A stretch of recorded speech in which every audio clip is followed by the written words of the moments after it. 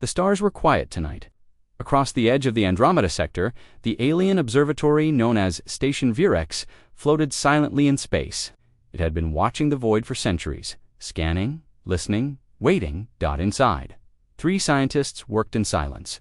Their skin was blue-gray, their eyes wide and black like pools of night. They wore simple silver suits that shimmered under the soft light of floating screens. One of them, Dr. Zelra, leaned closer to the monitor. Her long fingers danced over the glowing interface. She frowned. "Did you hear that?" she asked. Another scientist, Dr. Korak, turned his head slowly.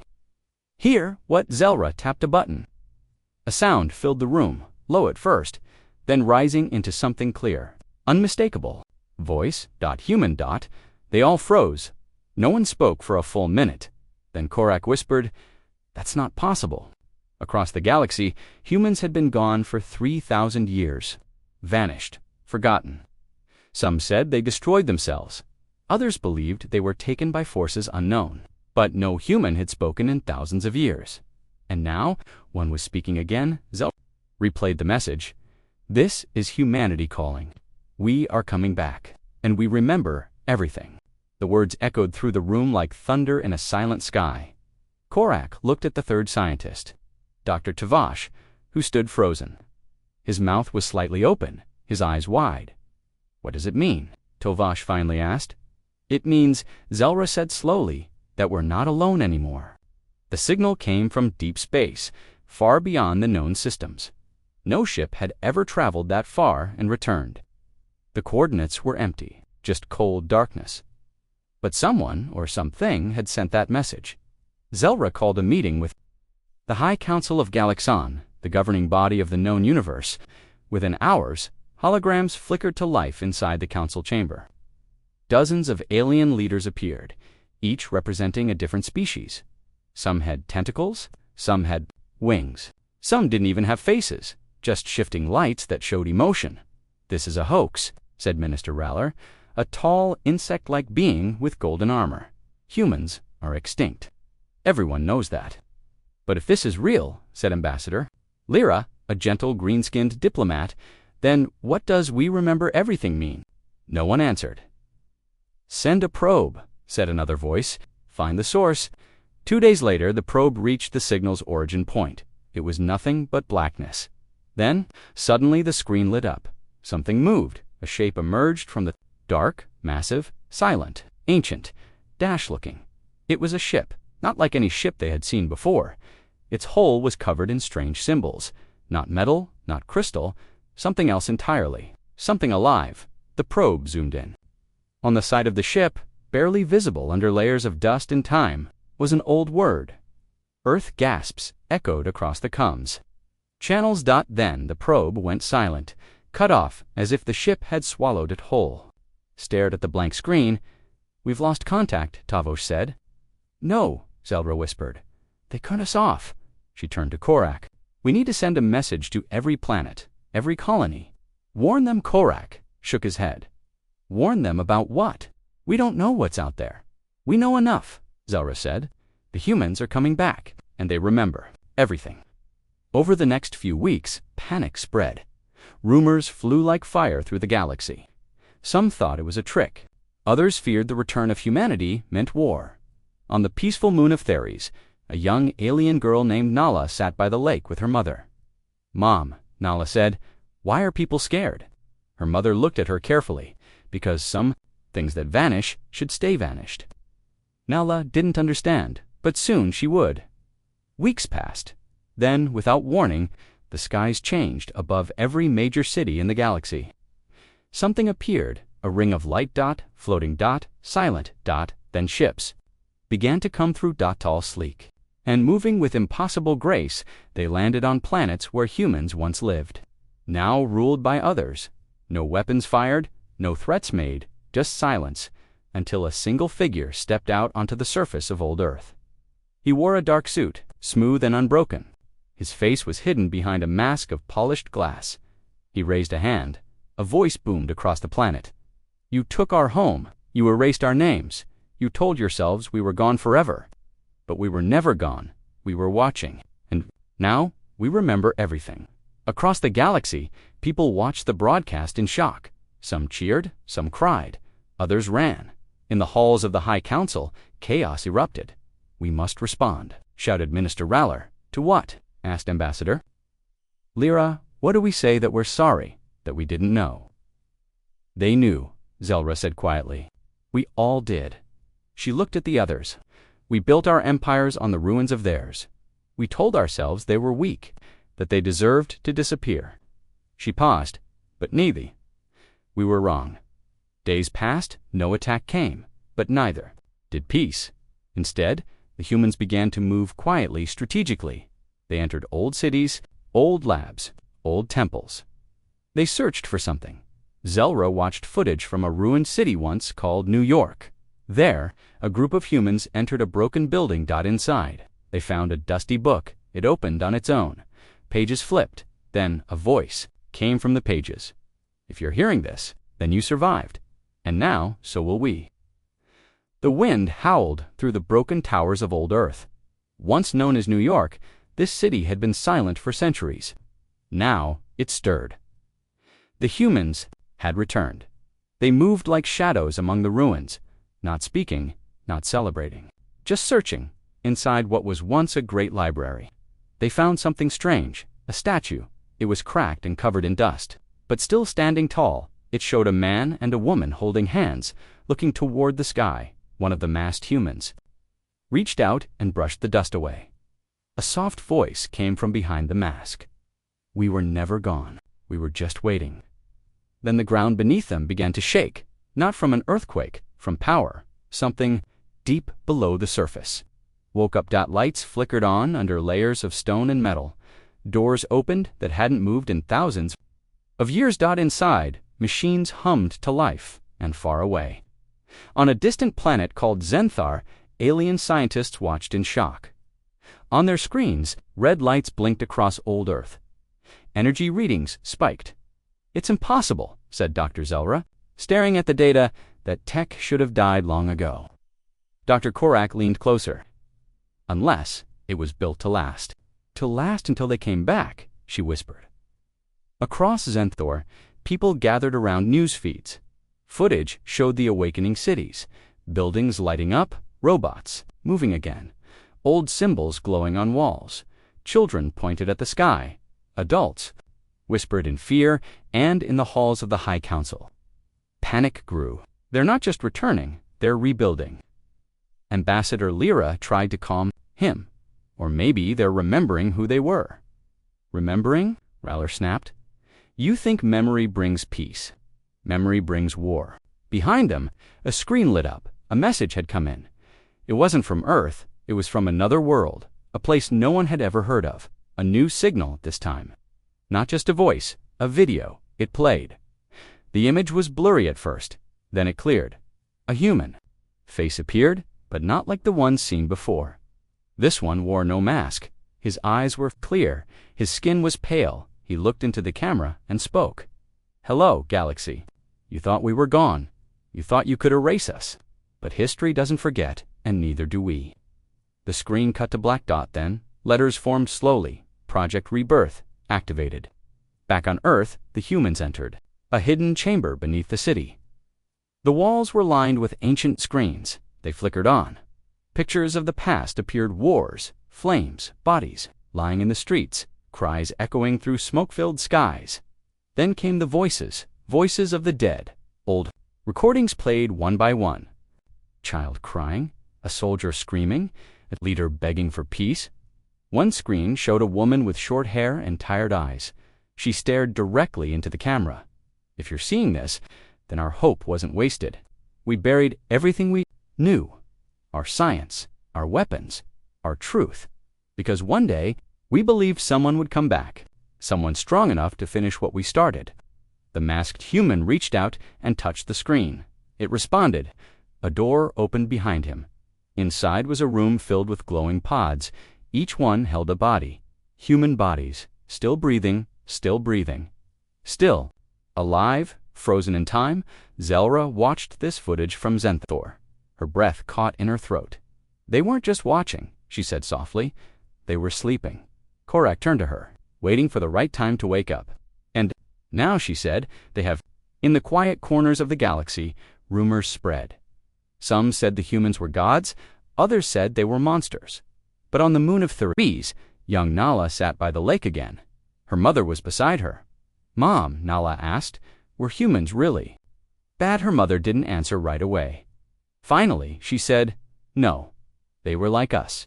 They made mistakes, but they also dreamed." Nala looked at the stars. "I hope they dream again." Above them, a new light shined. A ship passed silently, heading somewhere unknown to wake something else, something older, something powerful, and somewhere inside it. A voice whispered, "The humans didn't bring bombs. They didn't carry weapons like before. They brought something far more powerful. They brought memory in the deep ruins of Earth. Beneath layers of dust and silence, they found what was left of their past. Old labs, hidden files, forgotten truths, and most dangerous of all, memories of betrayal across the galaxy." Alien leaders watched in confusion as humans landed on forgotten worlds. They didn't attack, they didn't speak, they only walked through the ruins and turned things on. Machines that had slept for centuries blinked to life. Robots stirred. AI. Voices whispered in ancient languages, and then came the messages, not from the living humans, but from the dead. One by one, old recordings played across planets. A voice rang out from a broken speaker in the city of Zenthor. "You told yourselves we were gone. You built your empires on our ashes, but we remember everything." Children stopped playing. Parents looked up at the sky. Fear crept into every heart. On a distant space station orbiting a red sun, Dr. Zelra sat alone in her lab. She stared at a screen filled with human data, thousands of names, millions of memories, every war, every lie, every promise broken. Her assistant, Korak, entered quietly. "You've been watching this for hours," he said. Zelra didn't look away. "It's not just history, it's evidence." Korak frowned. "Evidence of what?" She finally turned to him. "That we were never the heroes." He was silent. "They recorded everything," she whispered. "Every moment, every crime we committed against them." Korak shook his head. "We weren't even born when it happened." "But our kind was," Zelra said, "and now they remember." Back on Earth, the masked humans stood in a chamber filled with glowing walls. Each wall showed a different moment from the past. A child being taken, a city burning, a leader lying about peace, one by one. The memories were uploaded into a central system. A single AI voice echoed through the room. "Loading. Truth archive. Complete." Then came the final message. "You thought time would erase the truth. You were wrong." Outside, the sky darkened. Lights flickered across the planet. On other worlds, screens turned on. People saw the same thing. A video-old footage of aliens making deals, lying about peace, destroying human colonies, hiding the truth. And then came the words, "This is not revenge. This is justice." On the peaceful moon of Thebes, Nala sat with her mother again. She pointed at the sky. A new light shined above them. A signal coming from Earth. Her mother looked worried. "What does it mean?" Nala asked. Her mother didn't answer at first. Finally, she whispered, "It means they're not just back. They're watching us now." Nala tilted her head. Why, her mother looked at her with tired eyes. "Because they remember everything, and now, so do we." Across the galaxy, panic spread. Alien leaders tried to shut down the signals, but it was too late. Everyone had seen the truth. Some wept, some screamed, others prepared for war. Dr. Zelra stood in front of the High Council. "We must respond," said Minister Raller, "before they destroy us." Zelra looked around the room. "We don't know what they'll do," she said. "But I think it's already decided." Korak stepped forward. "What do you mean?" She took a deep breath. "I mean, they're not just showing us the past, they're judging us." Silence fell over the room, then the lights dimmed. A new message appeared on every screen in the galaxy. Just 4 words, "You have been judged." Then the screen went black dot, and somewhere far away, a new voice spoke. The galaxy held its breath. On every world, on every screen, the message still echoed. "You have been judged." Now came the next step. Not war, not peace, but punishment. On the planet Zenthor, alien leaders gathered once more in the High Council chamber.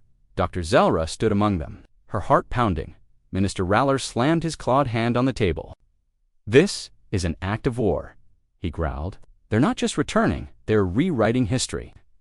Ambassador Lyra tried to calm him, or maybe they're finally telling the truth. Raller turned to her, eyes burning. Truth doesn't bring peace. Truth brings justice. And justice is never kind. Just then, the lights flickered. A new signal came through.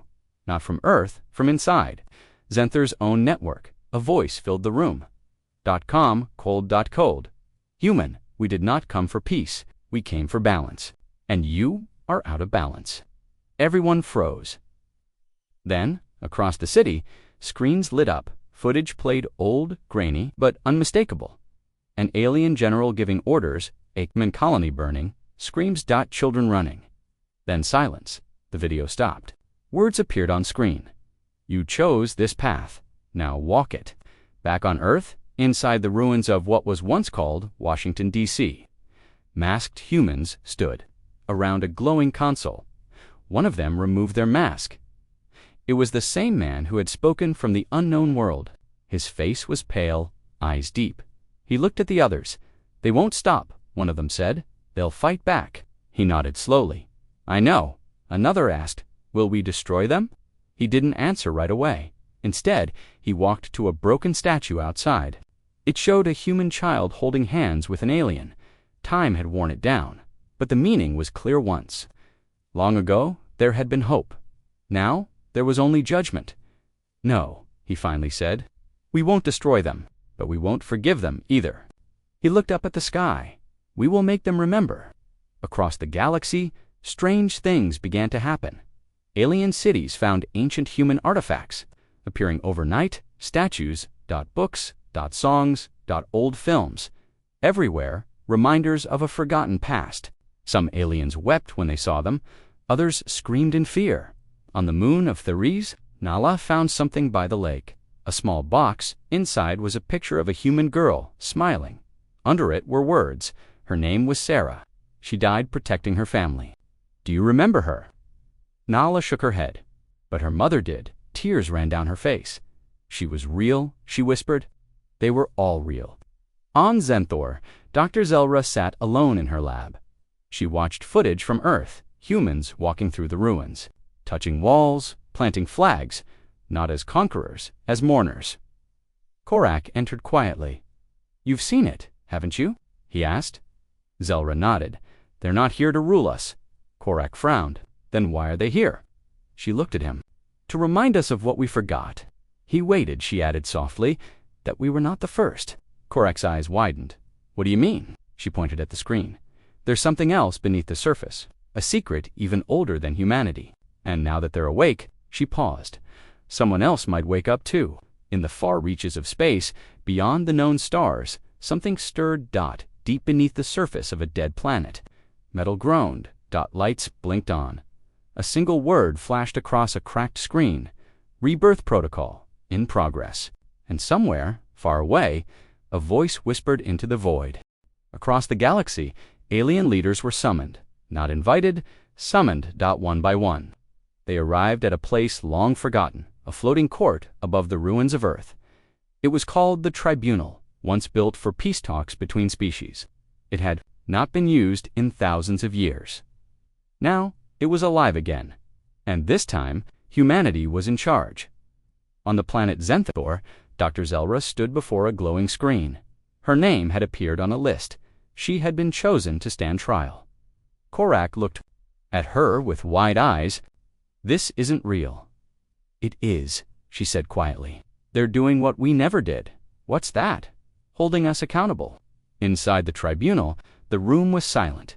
Alien leaders from across the stars sat in their places. Some wore armor, some wore robes, all wore fear at the far end of the chamber. A tall figure stepped forward. A human. No. Mask, no weapon, just a voice. He looked around the room, then he spoke. "You ruled the galaxy after we were gone. You told yourselves we were weak. You told yourselves we deserved to vanish." His voice echoed through the chamber. "But you were wrong." Behind him, screens lit up. Old footage played. Ors. Lies. Broken. Promises. Every crime committed. Against humanity, every betrayal, every death ignored. Minister Raller stood up. This is not justice, he growled. This is revenge. The human turned to him. No, he said calmly. Revenge would be easy. He walked closer. Justice is making you remember. Silence fell. Then Ambassador Lyra stood. If we are guilty, she said, softly, then who decides our punishment? The human looked at her. You do? Gasps filled the room. What? Raller snapped. The human pointed to a table in the center. There, 2 buttons sat side by side, one red, one green. The choice is yours, the human said. If you press red, judgment will be passed by us. If you press green, you choose your own fate. A heavy silence followed. No one moved. No one breathed. Back on Zenther, Nala sat by the lake with her mother. She held the small box with Sarah's picture inside. Why are they doing this? She asked. Her mother looked at the sky. Us to understand, she whispered, that power without truth always returns. Nala frowned. Returns how? Her mother didn't answer, because just then the sky changed. Above every major city in the galaxy, a new light appeared, not from Earth, from somewhere else. Far away, something was coming, and this time, it wasn't human. Inside the tribunal, the leaders still hadn't chosen. Dr. Zelra took a deep breath. Then she stepped forward and pressed the green button. Everyone gasped. The human watched her carefully. What is your choice? He asked. Zelra looked around. Then she said the words that would change everything. We will tell the truth. The human nodded slowly. That is a start. But before anyone could speak again, an alarm blared, red lights flashed, a message came. Through from outer space. 3 simple words. Unknown. Signal detected. Origin, beyond known space. Power level, extreme. Everyone turned to the screen. A new presence had entered the galaxy, and it was heading straight for Earth, somewhere, far beyond the stars. Something ancient opened its eyes. Metal groaned, engines roared, and a voice cold and old whispered into the void. The alarm still echoed through the tribunal. Unknown signal detected. Origin, beyond known space. Power level, extreme. But before anyone could react, a new voice came through the comms. It was not human, and it was not alien. It was something else, something familiar. We are not the only ones who survived. Across the galaxy, hidden signals began to activate in forgotten corners of Earth, in deep caves, beneath alien worlds, in the ruins of lost cities. Lights blinked on. Doors opened, and from the shadows, they stepped out, not fully human, not fully alien. They were something new, something born in silence, born among the stars, born among the stars, on the planet Zenther. Dr. Zelra stared at the screen. She saw them. Figures walking through the forests of old Earth. Their skin shimmered like starlight. Their eyes glowed faintly. One of them stepped forward. He looked young, but his voice was ancient. You thought we were gone. You forgot us, but we never left. Behind him, more figures appeared. Some wore simple clothes, others wore armor made of light. One by one, they spoke. I was born in hiding. My parents saved me when yours tried to erase us. Grew up among you, and now we stand with them. Zelra's breath caught. Korak stood beside her. What is this? He whispered.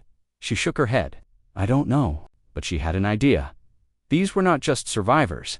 They were the children of the lost world, the ones humanity left behind, the ones who chose to stay, back inside the tribunal. The leaders watched in shock. Minister Raller slammed his clawed hand.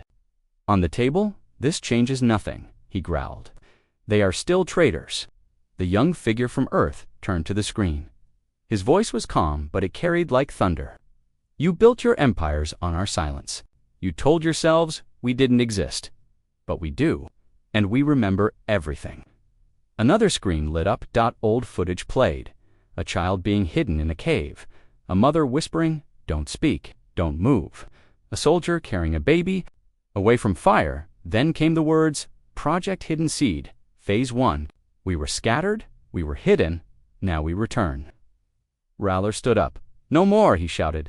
This trial is over. He reached for the red button to choose war, to end peace.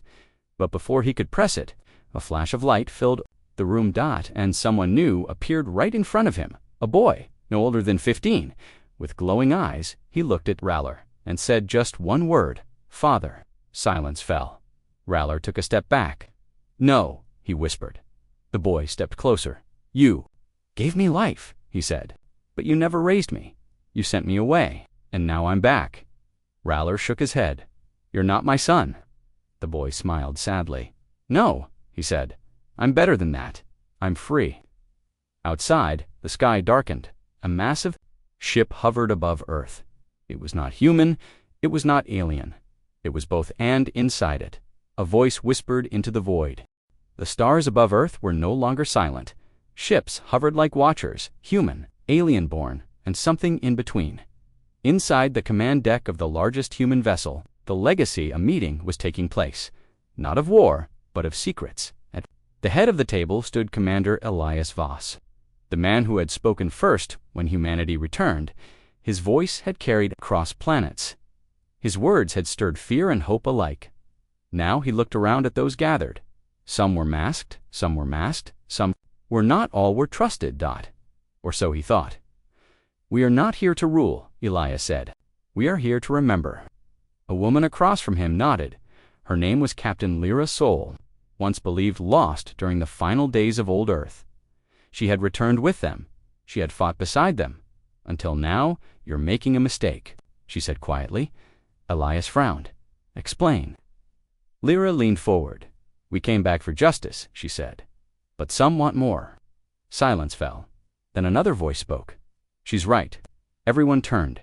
It was Major Rachin Dax, one of the youngest and most trusted officers in the fleet. He stood slowly. "There are those among us," he said, "who never wanted peace." Elias narrowed his eyes.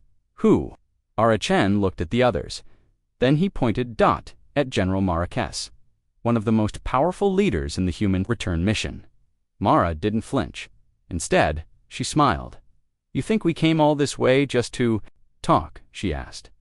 Elias stood up. "You knew this would happen," he said. Mara nodded. "Of course I did." She looked at the others.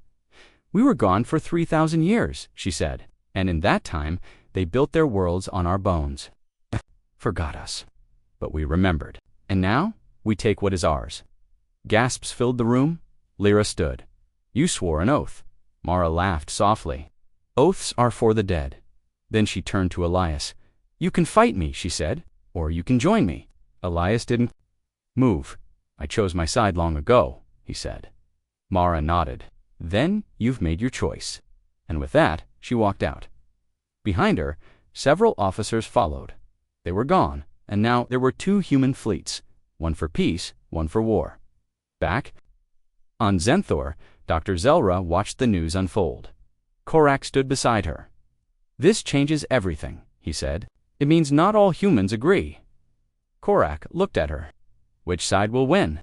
She didn't answer, because just then, a new message appeared on every screen in the galaxy.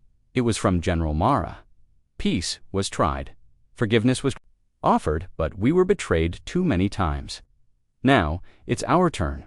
Humanity will not be forgotten again. The message ended, and somewhere, far away, a war began. On the moon of Theres, Nala sat by the lake. Her mother was quiet. Nala looked up. "Will they destroy us?" she asked. Her mother looked at the sky. "No," she whispered. "Not all of them, but some will try." Nala frowned. "Why?" Her mother sighed. "Because even among the good," she said, "there are those who only see pain. And when pain speaks," she paused, "someone always dies."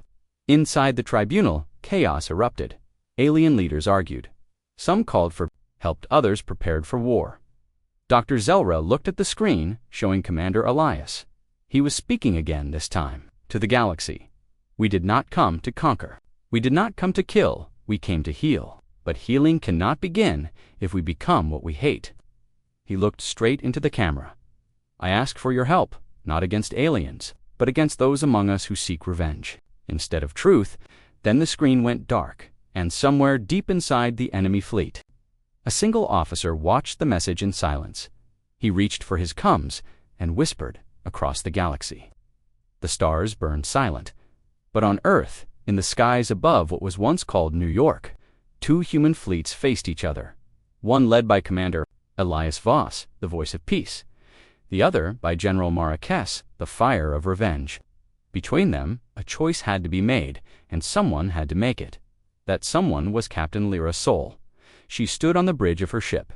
The Aegis, hands gripping the rail dot behind her, screens flickered with messages from both sides. "Join us," Elias begged, "or we will destroy each other." "This is our only chance," Mara demanded. "Strike now, before it's too." Late Lyra looked at her crew. They were tired, scared. Humanity had returned after 3,000 years, and now they were about to tear themselves apart. A young officer stepped forward. "Captain," he said, "what do we do?" Lyra didn't answer right away. She turned to the main screen. Elias stared back at her. "I know you're watching. Lyra," he said, "you've always known the truth.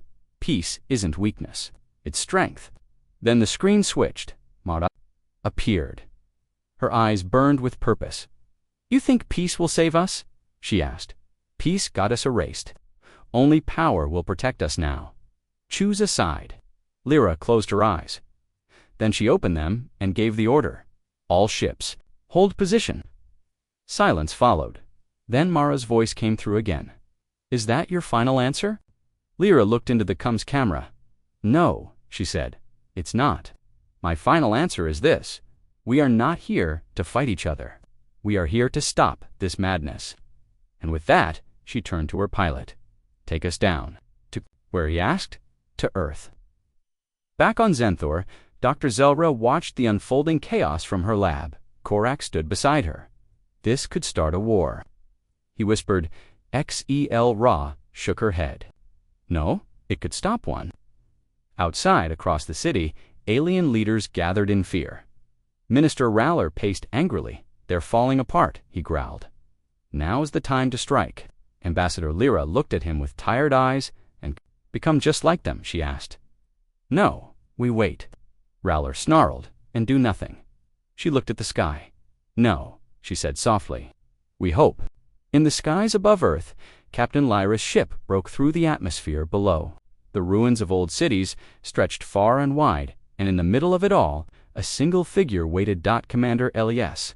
He stood alone outside the remains of what was once called the Tribunal. As Lyra stepped out of her ship, she walked toward him. Neither spoke for a long time.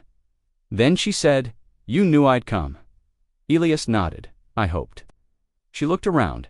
"Do you really believe we can fix this?" He looked at her. "I don't know," he admitted. "But if we don't try, then everything we came back for was for nothing." Lyra took a deep breath. Then she held out her hand. "I'm with you," she said. "To the end," Elias smiled. "Slightly, but the end hasn't been written yet." Just then, a news signal came through. From General Mara. Her fleet was moving. Toward Earth. Lyra looked up. "What now?" she asked. Elias looked at the sky. "We stop her," he said. "Even if it means fighting our own kind." He nodded. Double quotes, yes, because sometimes the hardest battle isn't against your enemy. It's against those who used to be your family. On the moon of Theres, Nala sat by the lake. Her mother sat beside her. Above them, the stars blinked. Something was coming. Nala looked up. "Will they fight?" she asked. Her mother didn't answer at first. Finally she whispered, "Maybe, but maybe someone will choose peace, and somewhere far away, inside a hidden chamber beneath the surface of Earth." A door slowly opened.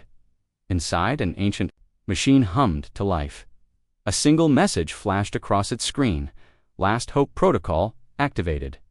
Time to decide, war or peace. The wind howled through the broken towers of what was once called New York. Rain fell like tears on the ruins of a forgotten world inside a hidden chamber beneath the city. Captain Lyra Sol and Commander Elias Voss stood before an ancient machine. It pulsed with soft blue light. Symbols flickered across its surface. Old human code. Still alive after 3,000 years. "This is it," Lyra whispered. "The last broadcast." Elias stepped forward. He placed his hand on the console. The screen lit up. A face appeared. Old, tired, familiar. Old, tired. Familiar. It was Dr. Naomi Reyes, one of the last known humans before the Great Silence. Her voice came through, shaky but strong. If you're hearing this, then we were right to hope. We knew they would come, not just aliens, but time itself. She looked into the camera. You may think we left you behind, but we didn't. We stayed as long as we could. And when we had no more strength, we gave you everything. The screen changed. Baps.plans.secrets.weapons.knowledge, buried beneath the surface of Earth. All of it, waiting for them. For now, Lyra stared at the screen. They knew we'd come back, she said. Elias nodded. They built this for us. Then the video changed again. This time, it showed children, human children. Some crying, some holding hands, others being taken away by strangers. The footage was raw, painful. Naomi's voice returned. We tried to save them. We hid them among the stars. Some found new homes. Some found only silence, but some are still out there. Lyra's breath caught. Elias turned to her. The children of the lost world, he said softly. They weren't just survivors, they were our future. Back on Zenthor, Dr. Zelra sat alone in her lab. Kawarak stood beside her, watching the same message play across the galaxy. Across the city, people gathered around screens. Aliens watched, human history unfold before their eyes. Some cried, some looked away. Zelra wiped a tear from her eye. I never knew, she whispered. I never knew what we took from them. Korak looked at her. We can't change the past, he said. But maybe we can help shape the future. Just then, a new signal came through. From Earth. It wasn't from Elias or Lyra. It was from someone else. A voice, soft, familiar. This is humanity calling. One last time, before the end. Zelra leaned closer. On the screen, the image changed. It showed a young boy, older than 10. His eyes glowed faintly. He looked directly into the camera. My name is Jox. I was born among you. I grew up thinking I was one of yours, but I'm not. I'm one of them, and I have something to show you. The screen went dark. Then a new file opened. Old footage. Alien leaders. Secret meetings, hidden wars, plans to erase humanity forever. Zelra gasped. No, she whispered. Korak stared at the screen. They knew, he said. They always knew. Outside, across Zenthor, panic spread.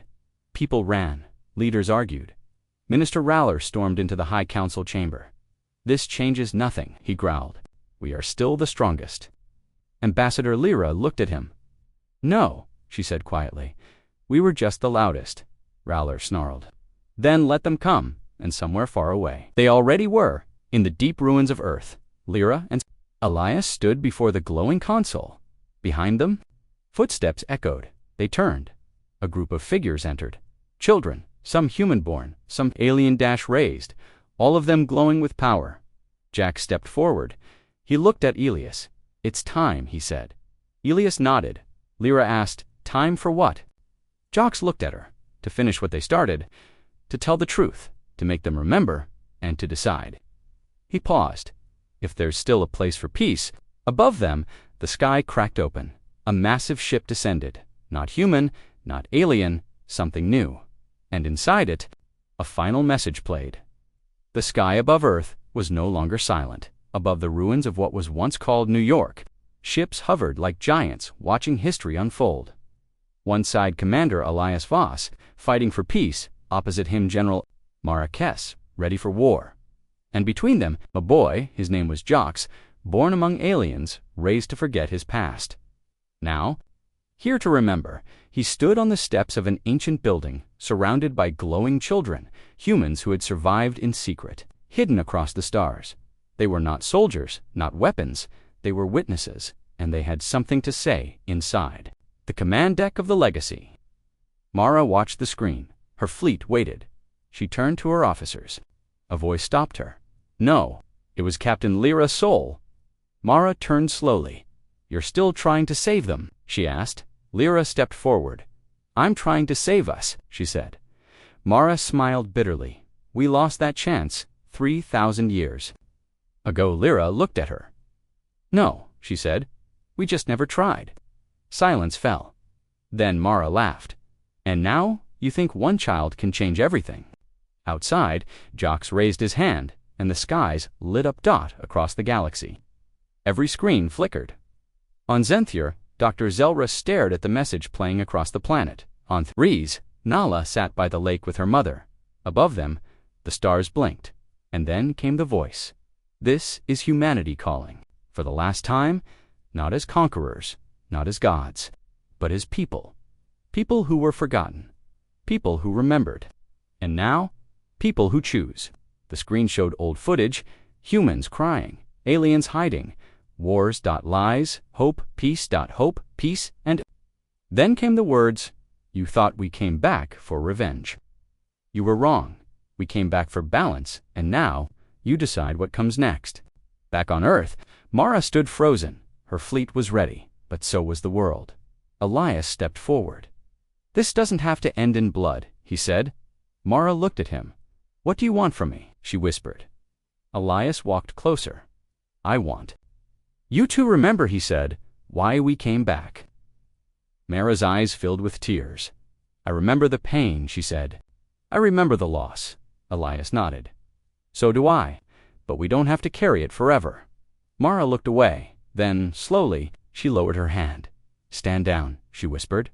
Her fleet did not fire. Instead, they waited in the skies. Above Earth, the alien leaders watched. Minister Raller paced angrily. "They've tricked you," he growled. Ambassador Lyra looked at him. "No," she said. "They've shown us the truth." Raller turned to the others. "We should strike now," but no one followed, because across the galaxy, something had changed. People were talking, thinking, remembering, and for the first time in thousands of years, there was silence, not of fear, of understanding. On the moon of Thares, Nala looked at the sky. Her mother sat beside her. "Did they win?" Nala asked. Her mother smiled softly. "They didn't fight," she said, "and that is how they won." Tilted her head. "What happens now?" Her mother looked at the stars. "That's up to all of us."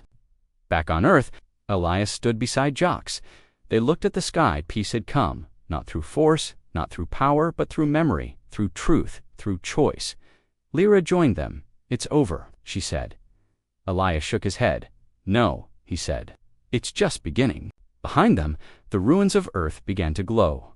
Lights returned, cities stirred, and far away, in deep space, a new signal was sent, not from humans, not from aliens, from both. Project Rebirth complete.